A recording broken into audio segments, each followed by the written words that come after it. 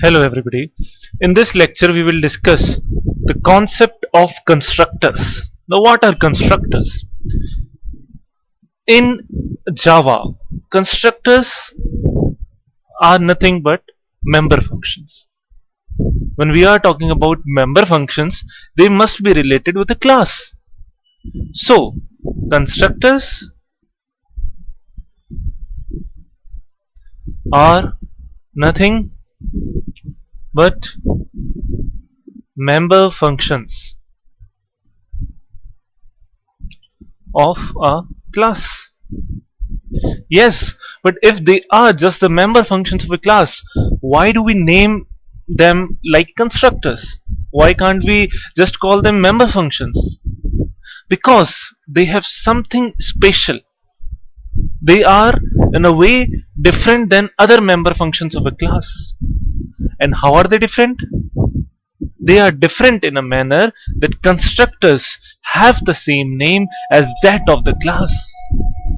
Constructors are having the same name as that of the class. Let me write that. Constructors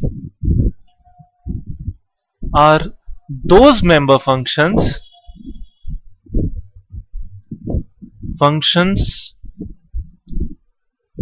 of a class which are having the same name as that of the class. Now, why to keep that same name? Why does the constructors have the same name as that of the class? Why? Why can't they have different name than that of the class? Why do we have a special concept of a constructor? All this will be clear in a while. First of all, understand the concept of classes and objects, which we have done in earlier lectures. Let us revise that. Suppose we are having a class named laptop. Laptop is the class. Now, there is a function public, and let's have the name of the function as laptop itself, because constructors are those member functions of the class having the same name as that of the class. So here we are having the name of the member function same as that of the class. Now what benefit do we get out of it? What is the benefit of keeping the name of the member function same as that of the class? So here we are having the main function public static void main string args, going into the main because this is the first function that executes as the program loads into the memory.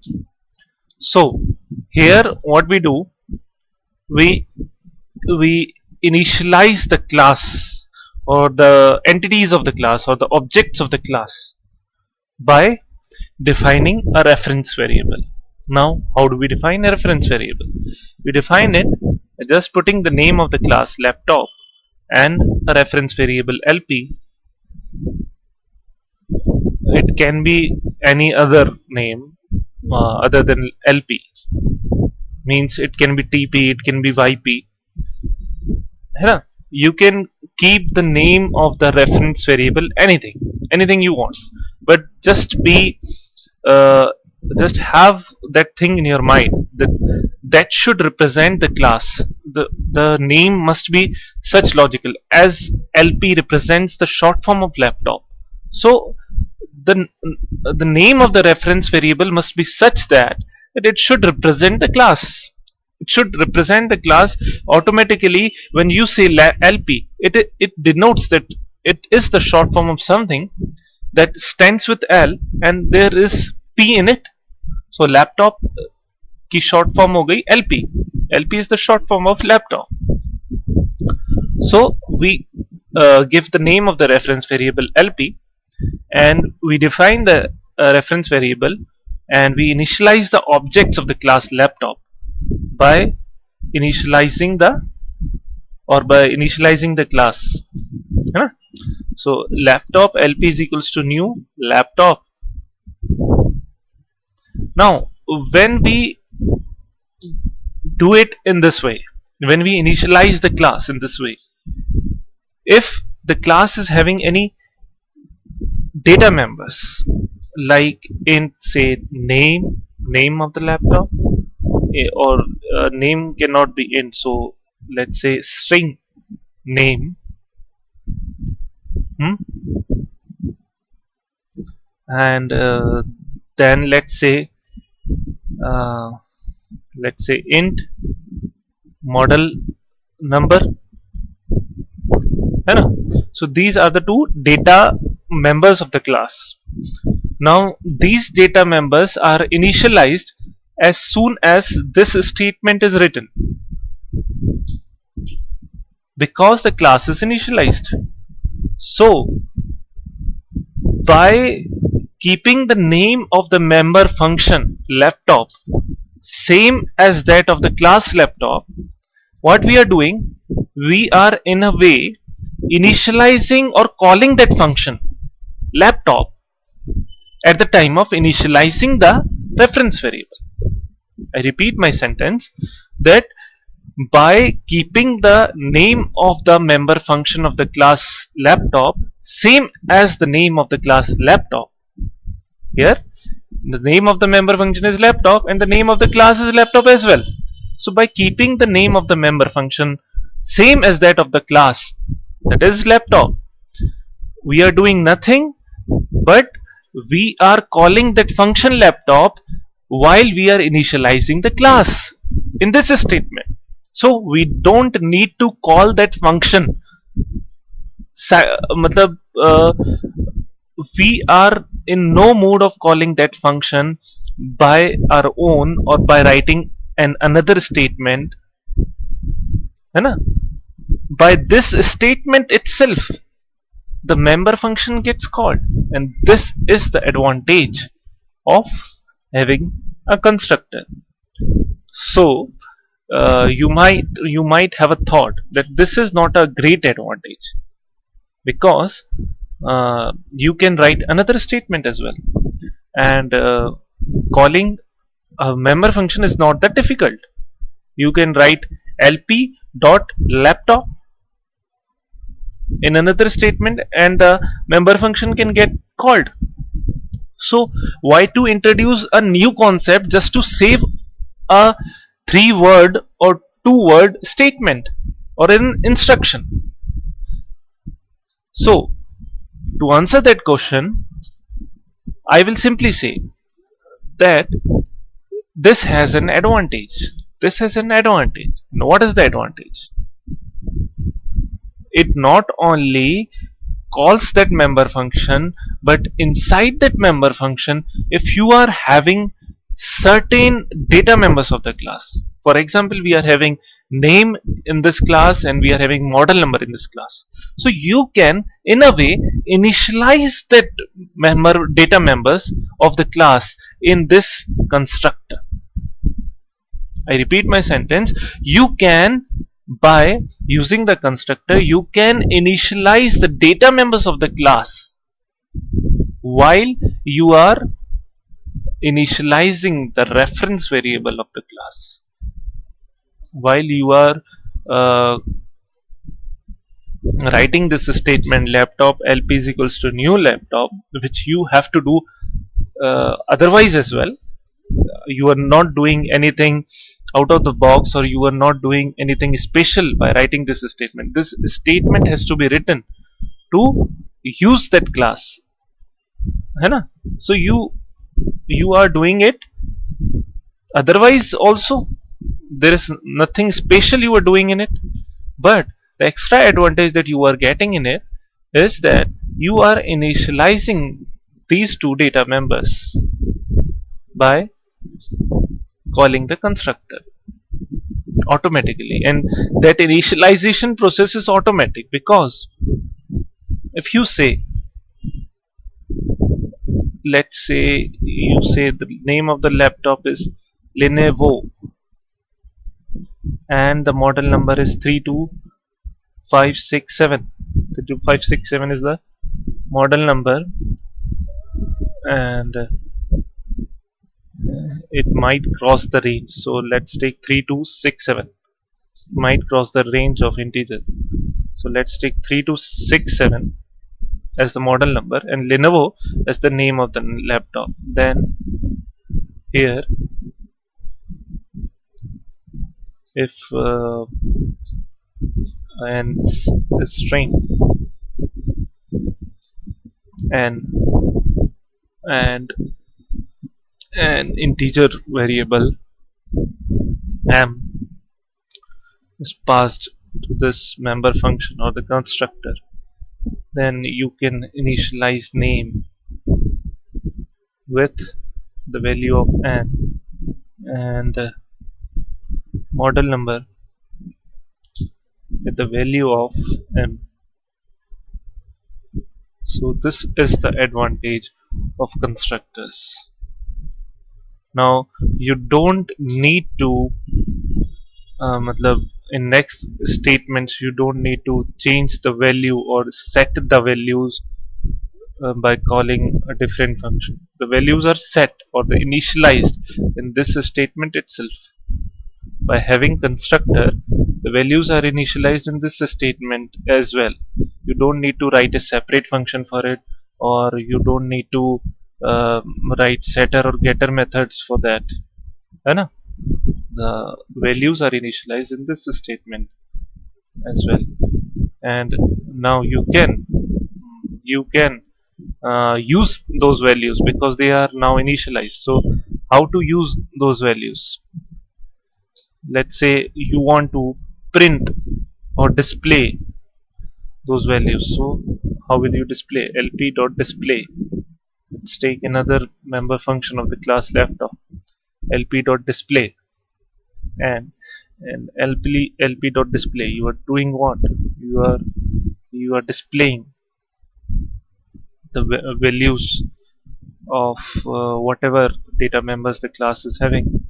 So what we will do, we will define another variable display, another member function display, and in this function we will do nothing but print the values of the two data members on the screen by writing system.out.println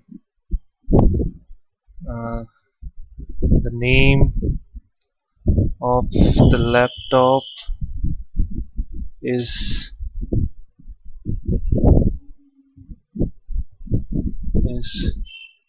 name,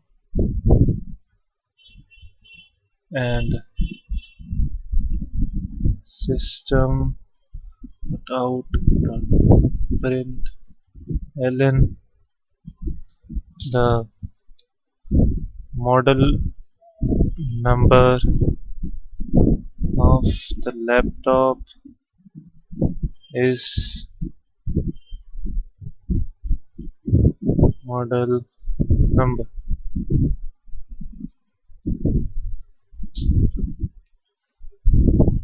Now lp.display, and it works by giving this function call. So we will check if this program works or not. So we will first of all save this uh, file by giving it the name laptop.java. Laptop.java is saved in the desktop itself, and we will pick laptop.java from the desktop and we will paste it in program files, then Java, then JDK, then bin. We will paste it here, and laptop is pasted here. Now we will start the command line argument. Now we will copy the address, we will paste it in command line cd. Cd is to open any folder or something in command line arguments. It is a statement. So in this directory we will say javac laptop dot java, and we will see if this program contains an error or it is compiled. It is having some errors. So what are the errors? Laptop.java unclosed character literal. Unclosed character literal. Okay.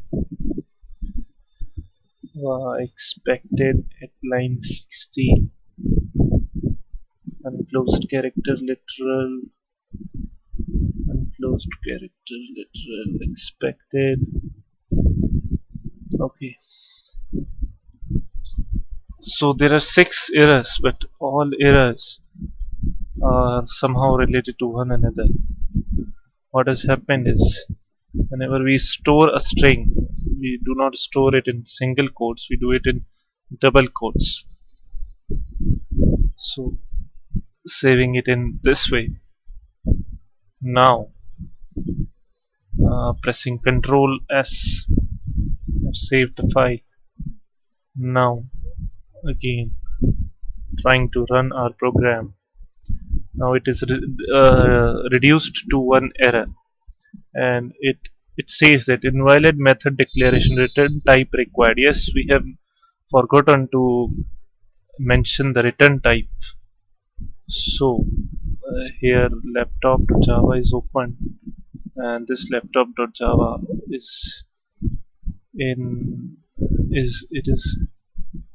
I guess in the location bin. This is the bin's laptop.java, and here we will mention the return type of display function. Void is the return type of the display function, because we are not returning any value here to the main function. So we will keep it void, and we will again save this file, and we will again run the program javac laptop.java, and this time we fortunately are not getting any error. So laptop will run the file by mentioning the name of the class after writing Java. So it says the name of the laptop is Lenovo and the model number of the laptop is 3267. So our program successfully compiled, and in this program you have probably learned that what is the need of creating a constructor. What is a constructor? First you have learned that what is a constructor, and then you have learned the need of a constructor and its practical implementation as well. Let me revise the key points. That a constructor is a member function of a class having the same name as that of the class, and what is the advantage of keeping the same name as that of the class is, here when you initialize a reference variable of a class to call the member functions or to access the class at that particular statement, at that particular time itself, you can initialize the value of the variables or the data members of the class. This is the advantage of having the constructor. Otherwise you need to separately write something like a setter or a getter method or some other function you need to write, but every value that is I mean to say that here are only two data members, but imagine that you are having 10 or 15 data members, and you need to write a separate uh, function for that. So it is a tedious job, but here you are able to initialize those values. Now if you want to uh, initialize the value, you don't need to write a separate function for that. You just need to initialize the values by saying laptop lp is equals to new laptop, and then in brackets you can initialize your values. So this is the advantage of constructor, that you can initialize the value at the time of class calling, defining the reference variable lp. At the time you define the reference variable, you can initialize the values of the data members of the class. So this is the advantage of constructor. Thank you, and we will proceed towards polymorphism inheritance in the subsequent lectures. So thank you.